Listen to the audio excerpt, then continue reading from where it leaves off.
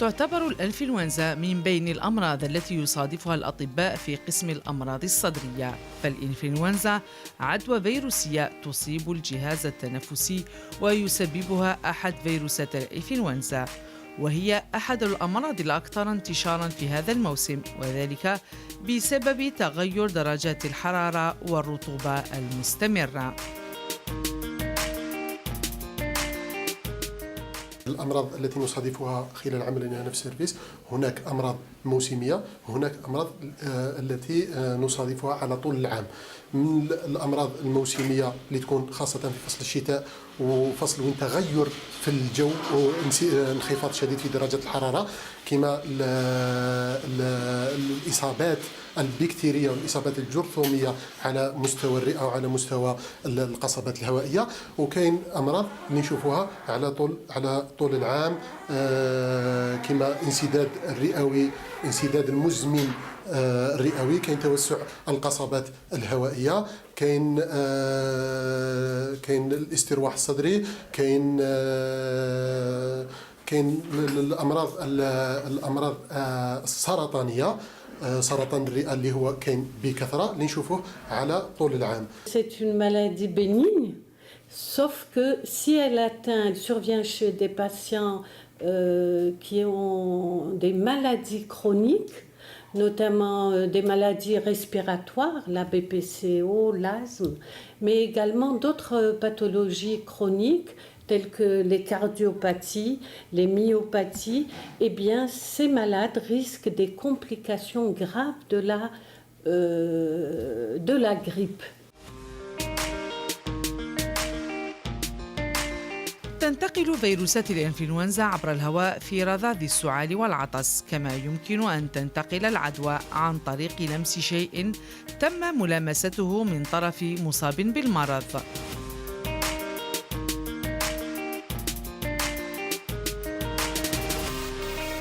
الابتعاد عن مصادر العدوى مثل تواجد أشخاص مصابين في مكان مغلق، العمل على تكرار غسيل اليدين، تغطية الفم والأنف عند السعال والعطس هي من بين أهم الطرق الوقاية من مرض الإنفلونزا.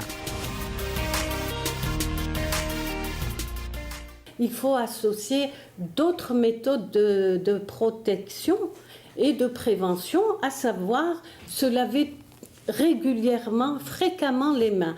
Pourquoi? Parce que tout simplement, on sait que la grippe se transmet par voie aérienne, soit par un contact rapproché, par la toux, les éternuements, mais également par la contamination peut se faire de façon indirecte par les objets que l'on a souillés. تتسم أعراض الإنفلونزا الموسمية بارتفاع حرارة الجسم بشكل مفاجئ والإصابة بسعال وصداع وألم في العضلات والمفاصل والغثيان. غالبا هذه الأعراض تكون أعراض حادة، c'est-à-dire d'installation aiguë، وما عندهاش تأثير على المريض. عادة يكون المريض، خاصة عند المريض اللي ما عندوش سوابق مرضية، ما عندوش أمراض مزمنة، ولا المريض في لي ترونش داج اكستريم، ماهوش مريض داكور. عند الادولت جون عادة أعراض simple qui ne nécessite pas une hospitalisation. L'hospitalisation est indiquée souvent chez les malades en insuffisance respiratoire par exemple chronique، ولا عند الأمراض اللي عندهم أمراض مزمنة، ليس فقط أمراض صدرية مزمنة وإنما أيضا أمراض مزمنة أخرى. Parfois يجوا دي سيمبتوم سامبل كوم الرينوني، يجي سيلان في الأنف، يجي حمى، يجي في ألم في المفاصل، ألم في العضلات، صدير نعطوا لهم جوست ان تريتمون سيمبتوماتيك، مع العلم أنه الإنفلونزا هو مرض فيروسي والمناعة تاع الإنسان هي اللي تقاوم هذاك المرض الفيروسي. تعد الإنفلونزا أحد الأمراض التي يتم الشفاء منها بشكل تلقائي ولا حاجة لتناول الأدوية في معظم الحالات، وكل حسب حالته. Il n'y a pas un traitement spécifique de la grippe, il y a un traitement symptomatique. Alors le traitement symptomatique, par exemple les antipyrétiques pour la fièvre, type paracétamol. Il y a les antiviraux, c'est pas pour traiter la grippe. mais plutôt pour raccourcir la durée des symptômes. C'est-à-dire, au lieu d'avoir des symptômes sur une semaine, peut-être on peut raccourcir à 3 à 5 jours maximum. يعتبر التطعيم ضد مرض الإنفلونزا من بين الوسائل التي تساعد على تفادي المرض، حيث تقوم منظمة الصحة العالمية كل سنة بالبحث وإعادة النظر في اللقاح، كون الفيروس يتغير من عام لآخر، وهذا من أجل تطويق الفيروس. Le traitement de la grippe, c'est la vaccination antigrippale.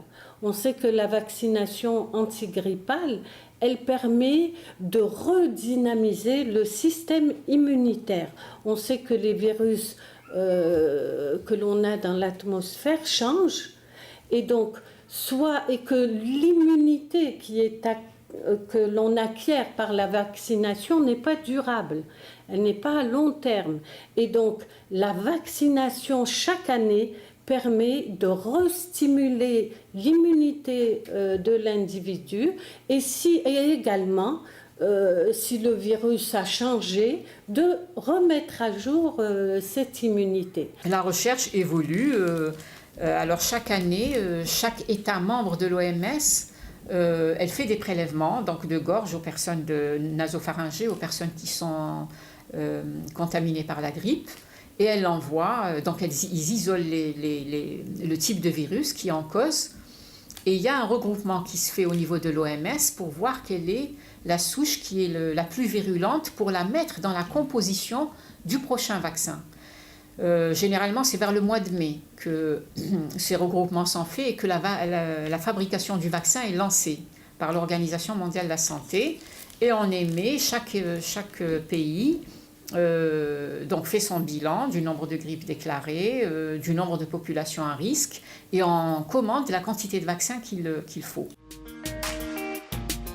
إذن تبقى الوقاية من أنجع الوسائل التي تساعدنا على تفادي مرض الإنفلونزا.